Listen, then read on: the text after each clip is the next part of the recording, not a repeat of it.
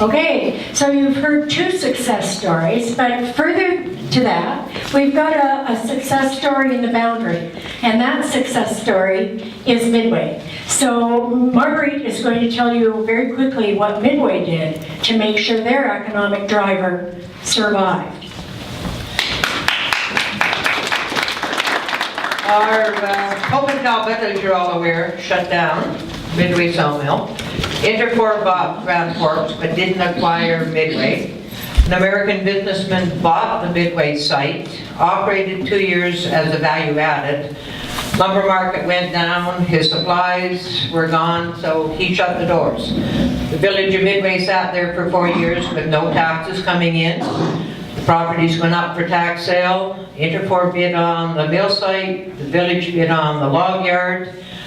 And businessmen in the community said this can't happen. Because if Interfor gets the mill site, they're just tearing it down. So we looked at opportunities, and a gentleman come along and said, why don't you do a venture capital corporation? So we talked around with residents in the community, businesses. They approached the council about that project.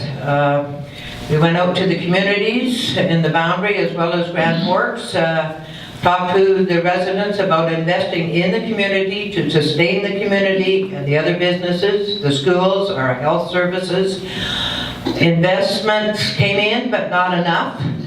We had a tight time frame. We needed $1 million by the 1st of January. We went to SIDIT, Southern Interior Development Initiative Trust, asked to borrow $1 million from them. The board had special meetings over Christmas, rush, agreed to loan Boundary Sawmills Inc. $1 million. We acquired the site. The village council agreed to put half of the back taxes, $250,000, into Boundary Sawmills Inc., investing in the community because it's the future of the community. Vaughan Brothers came up and decided to lease the site. They've invested millions of dollars in revamping the sawmill. They originally started out with plans for 1 shift, 40 workers. They're now doing 2 shifts. They have the planer is ready to operate if and when they need it. The dry kilns are ready to operate if and when they need it. And they are a successful business in the community. Next year, it's 5 years since Boundary Sawmills Inc. was formed. And I think Vaughan Brothers would like to own the property rather than leasing the property from Boundary Sawmills Inc.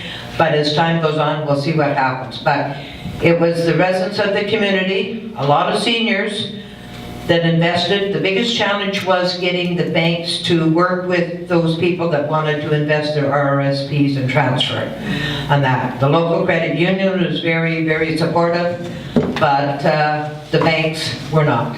But you have to start somewhere, and the residents said we need our community to survive.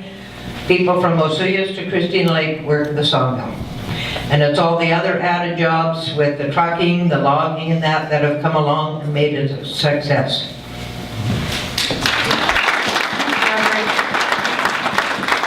So that was pretty important to Midway, and their ice rink is beautiful now. They've upgraded that. They've done some phenomenal things in that little place.